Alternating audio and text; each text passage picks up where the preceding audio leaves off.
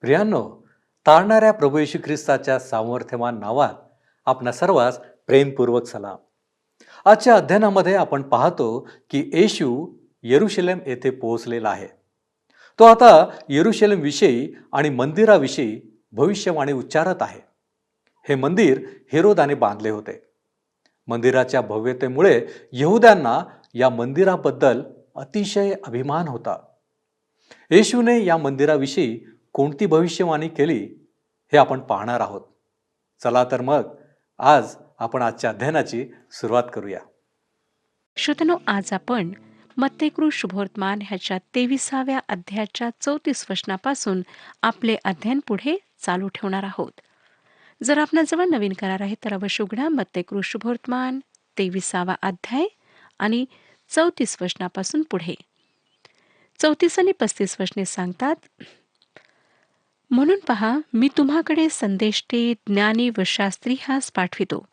तुम्ही त्यांच्यातील कित्येकास जीवे माराल व वधस्तंभावर खिळाल, आणि कित्येकास तुम्ही आपल्या सभास्थानांमध्ये फटके माराल व नगरोनगरी त्यांचा पाठलाग कराल, ह्यासाठी की नीतिमान हाबेल ह्याच्या रक्तापासून वेदी व पवित्र स्थान ह्यांच्यामध्ये ज्याला तुम्ही जीवे मारले, तो बरख्याचा पुत्र जखऱ्या ह्याच्या रक्तापर्यंत जे सर्व नीतिमान लोकांचे रक्त पृथ्वीवर पाडण्यात आले आहे, त्यांचा दोष तुमच्यावर यावा. असं दिसतं श्रोत्यांनो, की बरख्याचा पुत्र जखऱ्या ह्याची कत्ल अगदी नुकतीच झाली होती. प्रभू येशू हाबेलच्या खुनापासून सुरुवात करतो व त्यांना वर्तमान काळात आणतो. तो हे स्पष्ट करतो की नीतिमान लोकांना जीवे मारण्याच्या अपराधासाठी परमेश्वर इस्रायलचा न्याय करेल. तो नक्कीच आमच्या काळातील तत्वज्ञान जे सांगते की प्रत्येक व्यक्ती शेवटी तारल्या जाईल, ह्याला विरोध करीत आहे. तो म्हणतो की ते तारल्या जाणार नाहीत. 36वं वचन पहा, मी तुम्हास खचित सांगतो, ह्या सर्व गोष्टी या पिढीवर येतील. इसवी 70 मध्ये येरुशलेम उद्ध्वस्त होईल ह्याचे भाकीत तो करीत आहे. तो आता पुढे काय करतो? ज्याने आताच फार जबरदस्त उघड दोषारोपण केले, तो येरुशलेमच्या स्थितीवर रडताना आम्हाला आढळतो. 37 आणि 38 वचने पहा, येरुशलेमे, येरुशलेमे, संदेष्टांचा घात करणारे व तुझ्याकडे पाठविलेल्यास धोंडमार करणारे, जशी कोंबडी आपली पिले पंखाखाली एकवटते, तसे तुझ्या मुलाबाळांना एकवटवायची कितीदा तरी माझी इच्छा होती, पण तुमची इच्छा नव्हती. पहा, तुमचे घर तुम्हावर सोडले आहे. ज्याला श्रोत्यानो आम्ही जयोत्सवाने प्रवेश म्हणतो, त्यावेळी येरुशलेमने त्याला नाकारले व त्याने येरुशलेमला नाकारले. परंतु आता तो ह्या शहरावर रडत आहे. ह्या शहराच्या स्थितीवर त्याला दुःख होत आहे. त्याने जर त्यांच्यावर दोष लावला तरी तो त्यांच्यावर प्रेम करतो, आणि जो न्याय येणारच आहे त्याविषयी विचार करून तो ह्या ठिकाणी रडत आहे. निश्चितच त्याने दुःखाने भरलेल्या अंतकरणाने त्यांच्यावर दोष लावला होता. आमचा परमेश्वर प्रेमळ आहे. जरी तो पुष्कळदा आम्हाला अनुशासन देण्याकरिता ताडना करतो, आम्हाला शिक्षा करतो, तरी त्याचे प्रेम कमी होत नाही. जेव्हा आम्हाला दुःख होते, जेव्हा आमच्यावर संकट येतात, तेव्हा त्याला सुद्धा दुःख पोहोचते. 39वं वचन सांगतं, मी तुम्हाला सांगतो, आतापासून तो प्रभूच्या नावाने येणारा तो धन्यवादित असे तुम्ही म्हणाल, तोपर्यंत मी तुमच्या दृष्टीस पडणारच नाही. श्रोत्यानो, फक्त धार्मिक पुढारी स्तंभित झाले नाहीत, तर येशूचे शिष्य, येशूचे प्रेषित सुद्धा स्तंभित झालेत. त्यांच्याकरिता सर्व घटनांनी फार वेगळेच वळण घेतलेले होते. त्यांना वाटत होतं की तो राज्य स्थापित करेल, ज्याची राजधानी येरुशलेम असेल. परंतु आता तो म्हणतो की तुमचे घर उजाड सोडल्या जाईल व ते त्याला पाहणार नाहीत, जोपर्यंत ते असे म्हणणार नाहीत की प्रभूच्या नावाने येणारा तो धन्यवादित असो. जरी तो वधस्तंभाच्या मार्गावर होता, तरी तो त्यांना आश्वासन देत आहे की तो पुन्हा वापस येईल व त्यावेळी त्याचा प्रवेश विजयी प्रवेश असेल.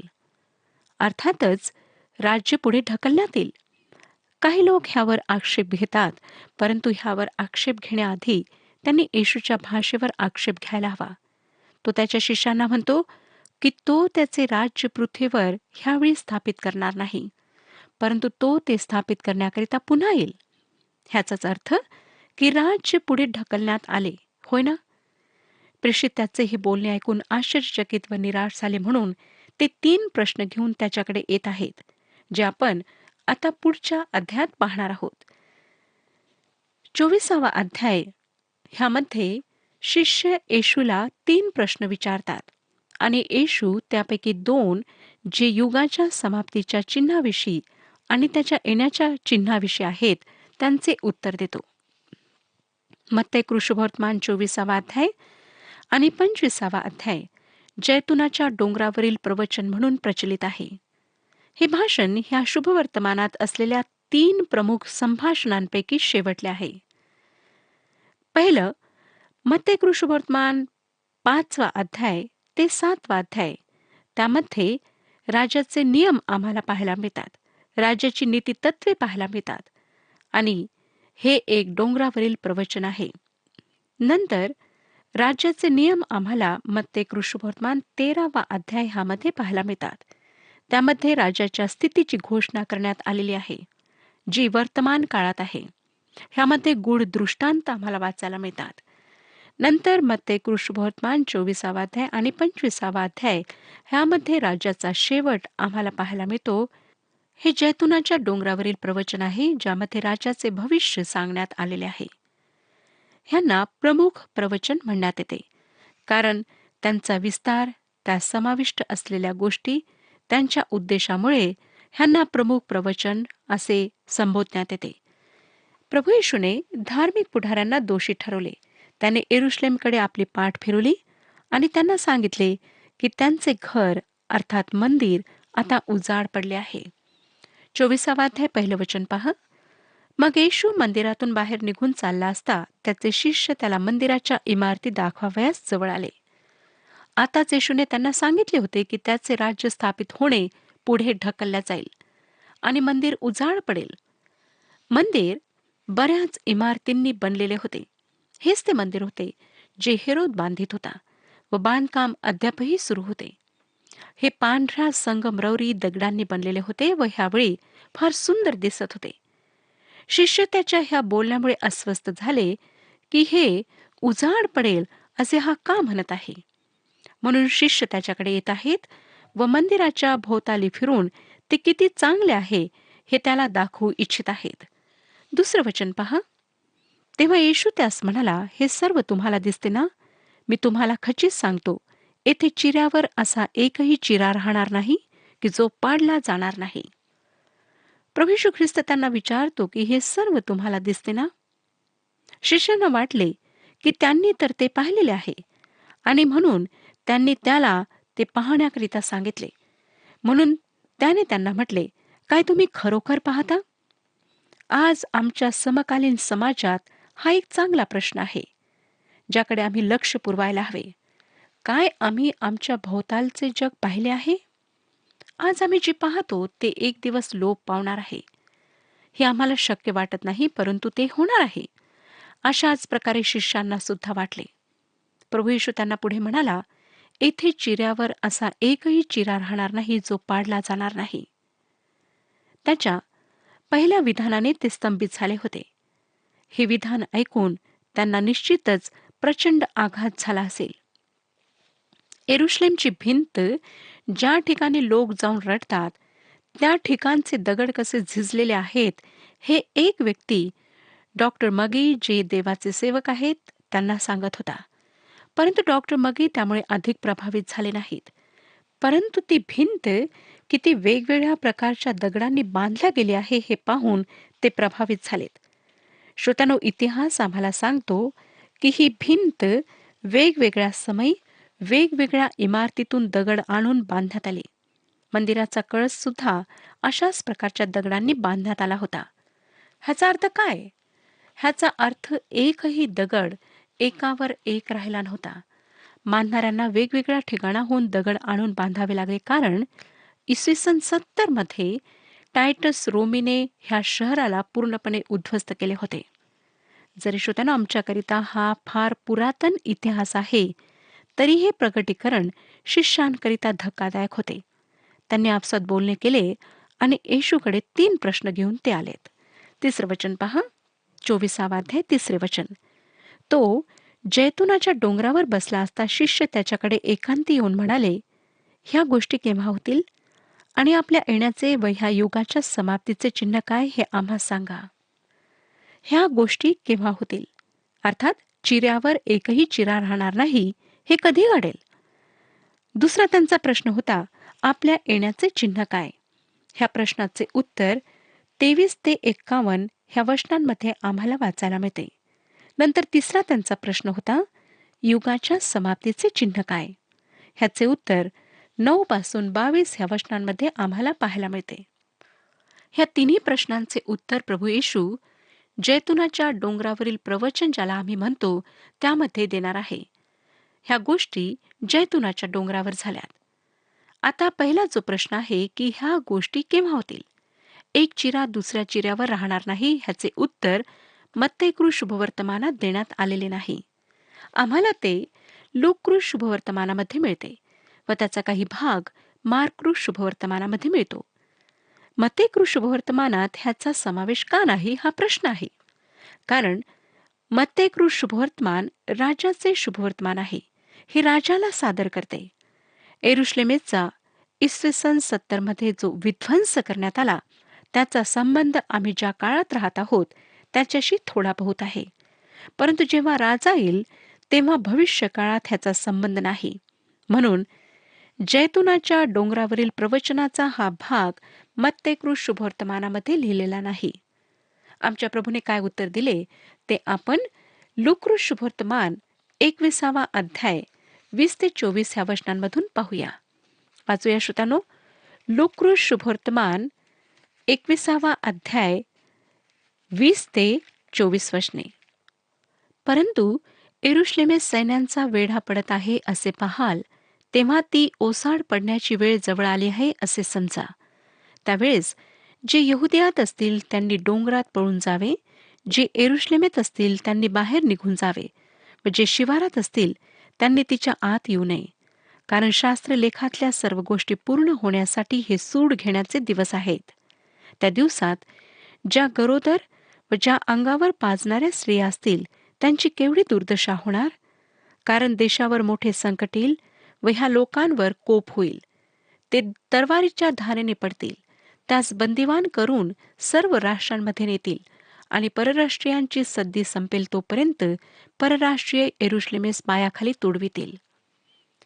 निसंशय काही जे लोक ज्यांनी ख्रिस्ताला असे बोलताना ऐकले होते ते इसवी सन 70 मध्ये जेव्हा रोमी सैनिकांनी येरुशलेम शहराला वेढा घातला तेव्हा जिवंत होते. त्याला जगातील इतर स्थानापासून एकदम अलिप्त केल्या गेले आणि शेवटी भिंतीला भगदाड करून हे शत्रूचे लोक सैनिक आत गेलेत. जे काही रोमी लोकांनी केले ते फार भयंकर होते. त्यांनी संपूर्ण शहर उद्ध्वस्त केले. 6 शतकांपूर्वी नबुखदनेसराने जो विध्वंस केला होता त्यापेक्षा फार वाईट भयंकर असा विध्वंस ह्यावेळी करण्यात आला. इतिहासातील फार भयंकर अशा गोष्टी ह्यावेळी घडल्यात. इसवी सन 70 मध्ये जेव्हा रोमने येरुशलेम शहर उद्ध्वस्त केले तेव्हा जैतुनाच्या डोंगरावरील प्रवचनाचा पहिला भाग पूर्ण झाला. आता दुसरा जो प्रश्न शिष्यांनी विचारला तो होता, आपल्या येण्याचे चिन्ह काय? ह्या युगाच्या समाप्तीचे चिन्ह काय? तो त्यांच्या शेवटच्या प्रश्नाचे उत्तर आधी देत आहे आणि दुसऱ्याचे शेवटी. युगाच्या समाप्तीच्या चिन्हाविषयी तो पहिले सांगतो किंवा युगाच्या समाप्तीविषयी तो पहिले सांगतो. जुने जग लोप पावेल व नवीन पृथ्वी दृष्टिगोचर होईल. जसे जुनी कार देऊन नवीन कार घेण्याप्रमाणे हे आहे. प्रभू जुन्या जगाला काढून टाकून नवीन त्या ठिकाणी आणणार आहे. ह्या जगाची समाप्ती होणार नाही परंतु युगाची समाप्ती होईल. आणि हा शब्द शिष्य प्रभू येशूला प्रश्न विचारताना वापरीत आहेत. श्रोतांनो, ह्या जैतुनाच्या डोंगरावरील प्रवचनात प्रभू येशू त्याच्या येण्याविषयी बोलत असताना तो पृथ्वीवर राज्य स्थापित करण्यास त्याचे जे येणे होईल त्याविषयी बोलत आहे. मंडळी ह्यात सम्मिलित नाही. खरे पाहता ह्या युगाच्या समाप्तीच्या आधी मंडळीला काढून घेण्यात येईल व ते इस्रायल राष्ट्राचे शेवटले दिवस असतील. तो ह्या ठिकाणी महासंकटाच्या काळाविषयी बोलत आहे. 4थं वचन, येशूने त्यास उत्तर दिले, तुम्हास कोणी फसवू नये म्हणून सावध असा. हे ह्या संपूर्ण युगाचे वैशिष्ट्य आहे. प्रभू या ठिकाणी सावधगिरीचा इशारा देत आहे, कारण त्यावेळी फार फसवेगिरी राहील. विशेष करून महासंकटाच्या काळात जेव्हा ख्रिस्त विरोधी प्रकट होईल. पेत्राचे दुसरे पत्र 2 अध्याय आणि 1 वचनामध्ये पेत्र आम्हाला सावध करताना म्हणतो, पेत्राचे दुसरे पत्र 2 अध्याय 1 वचन, तर आपल्या लोकातही खोटे संदेष्टे होते, तसे तुम्हातही खोटे शिक्षक होतील. ते विध्वंसक पाखंडी मते गुप्तपणे प्रचारात आणतील. ज्या स्वामीने त्यांना विकत घेतले त्यालाही ते नाकारतील आणि आपणावर आकस्मिक नाश ओढून घेतील. आम्हाला श्रोत्यांना खोट्या संदेष्टांविषयी चिंता करण्याची आवश्यकता नाही. जर आज कोणी भविष्यवाणी करण्याचा प्रयत्न करेल तर आम्ही त्यांचे ऐकणार नाही, कारण देवाच्या वचनाप्रमाणे भविष्यद्वक्ता किंवा संदेष्टे ह्या काळासाठी नाहीत. परंतु आम्हाला खोट्या शिक्षकांपासून सावधान राहायचे आहे. आणि आमच्या सभोवती हे खोटे शिक्षक अनेक आहेत. त्यांना आम्ही वचनाद्वारे पडताळून पाहू शकतो. 5वं वचन, कारण पुष्कळ जण माझ्या नावाने येऊन मी ख्रिस्त आहे असे म्हणतील व पुष्कळास फसवितील. ह्या युगाच्या समाप्तीस अनेक लोक मी ख्रिस्त आहे असा दावा करतील. अनेक जण हा दावा आजही करीत आहेत. एका देशातील व्यक्तीने पवित्र शहर बांधले आहे व त्याचे म्हणणे आहे की जगातील समस्या सोडविण्याकरिता त्याला कोणत्याही क्षणी बोलावण्यात येईल. परंतु ह्या पृथ्वीवर कोठेच पवित्र शहर नाही हे लक्षात घ्या. एक दिवस प्रभू येशू स्वर्गातील अतिपवित्र स्थानातून येईल व तो ह्या जगातील सर्व समस्या सोडविल. आता अनेक ख्रिस्त विरोधी आहेत, परंतु युगाच्या समाप्तीला एक ख्रिस्त विरोधी येईल जो ख्रिस्ताचा विरोध करून स्वतःला एकमेव सत्ताधारी स्थापित करेल. माझा विश्वास आहे श्रोत्यानो की जैतुनाच्या पर्वतावर बसून युगाच्या समाप्तीकडे आणि महासंकटाच्या काळाकडे प्रभू येशूने पाहिले असेल. परंतु त्याच्या उपदेशाच्या सुरुवातीला त्याने वर्तमान मंडळीच्या युगाचे चित्र आमच्या समोर मांडून मधातले अंतर किंवा मधातली खिंड भरून काढली. काही चांगल्या पवित्र शास्त्राच्या अभ्यासकांचे हे विचार आहेत की 5 ते 8 ह्या वचनांमध्ये प्रभू येशू महासंकटाच्या काळाविषयी सुद्धा बोलतो. जर आपण माझ्याशी असहमत होऊ पाहता तर आपणाला मग फार चांगली सहभागिता ह्या लोकांची मिळू शकेल. तरी सुद्धा श्रोत्यांनो, माझे मत आहे की आमचा प्रभू ह्या अध्यायाच्या 9व्या वचनापर्यंत पोहोचूपर्यंत महासंकटाच्या काळाविषयी सांगत नाही. 6वं वचन पहा, तुम्ही लढाईंविषयी ऐकाल व लढाईंच्या आवया ऐकाल, घाबरून जाऊ नये म्हणून सांभाळा, कारण असे होणे अवश्य आहे, परंतु तेवढा शेवट होत नाही. युद्ध किंवा युद्धाच्या अफवा आम्ही युगाच्या समाप्तीस येऊन पोहोचला आहोत ह्याचे चिन्ह नाहीत. भूतकाळात काही हजार वर्षांमध्ये अनेक महायुद्ध होऊन गेलेले आहेत आणि ह्या जगात फक्त 200 वर्षे शांती राहिलेली आहे. पहिले जागतिक युद्ध, दुसरे जागतिक युद्ध होऊन गेले, तरी युगाची समाप्ती झाली नाही. आम्ही खोट्या शिक्षकांचे ऐकणे सोडून आमच्या प्रभूचे ऐकायला हवे. आम्ही युद्ध व युद्धाच्या अफवा ऐकू, परंतु आम्ही घाबरून न जाता स्थिर राहायला हवे, कारण ह्या सर्व गोष्टी होणारच आहेत. मानव युद्धाचा प्रश्न सोडवू शकत नाही व शांतीचा राजकुमार येऊपर्यंत ह्या जगात शांती स्थापित होऊ शकत नाही. आता 7 आणि 8 वचने पहा, कारण राष्ट्रावर राष्ट्र व राज्यावर राज्य उठेल आणि जागोजागी दुष्काळ व भूमिकंप होतील, पण ह्या सर्व गोष्टी वेदनांचा प्रारंभ होत. श्रोत्यांनो, ह्या संपूर्ण युगाविषयीच्या गोष्टी आहेत आणि म्हणून त्या युगाच्या समाप्तीचे चिन्ह नाहीत हे लक्षात घ्या. 6व्या वचनात आपण वाचले की तुम्ही लढाईंविषयी ऐकाल व लढायांच्या अवया ऐकाल, घाबरून जाऊ नये म्हणून सांभाळा, कारण असे होणे अवश्य आहे, परंतु तेवढ्यात शेवट होत नाही. खोटे ख्रिस्त युद्धाच्या अफवा, दुष्काळ, भूकंप संपूर्ण मंडळीच्या युगाला दर्शवितात. परंतु जसजसे आम्ही युगाच्या समाप्तीकडे वाटचाल करू, ह्या सर्व गोष्टी अधिक तीव्र होत जाणार आहेत. आज ह्या जगामध्ये लोकसंख्या इतकी वाढत आहे की लोकसंख्या जगासाठी एक मोठी समस्या बनली आहे. हजारो लाखो लोक भुकेने मरत आहेत आणि ही स्थिती अधिक आणि अधिक बिघडत जाणार आहे. परंतु प्रगटीकरणाचे पुस्तक 6वा अध्याय 5 आणि 6 वचनांमध्ये सांगितलेला दुष्काळाचा जुना काळा घोडा अद्याप प्रगट झाला नाही, परंतु युगाच्या समाप्तीस काळा घोडा व त्यावरील स्वार प्रगट होणार आहे. आज जे आम्ही पाहतो ते फक्त दुःख आणि कष्टाची सुरुवात आहे. पुढचे वचन आमच्या प्रथम वेळेच्या शब्दाने सुरू होते. आता प्रभू महासंकटाच्या काळाविषयी बोलायला सुरुवात करतो. श्रोत्यानो, तुम्ही आणि मी मंडळीच्या युगात राहत आहोत, किंवा पवित्र आत्म्याच्या युगात, जसे काही लोकांना बोलायला आवडते, आम्ही राहत आहोत. पवित्र शास्त्र आज जगाला 3 लोकांच्या समूहामध्ये विभागत आहे: यहुदी, गैरयहुदी आणि देवाच्या मंडळीतील लोक. करिंथकरास पहिले पत्र 10वा अध्याय आणि 32वे वचन आम्हाला सांगतं. करिंथकरास पहिले पत्र 10वा अध्याय आणि 32वे वचन.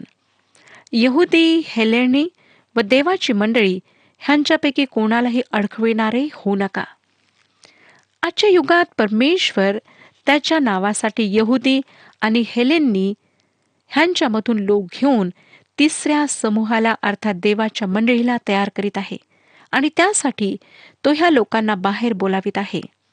हा तिसरा समूह आहे श्रोत्यानो, जो जेव्हा मंडळीला वर उचलल्या घेतल्या जाईल तेव्हा त्यामध्ये समाविष्ट असेल.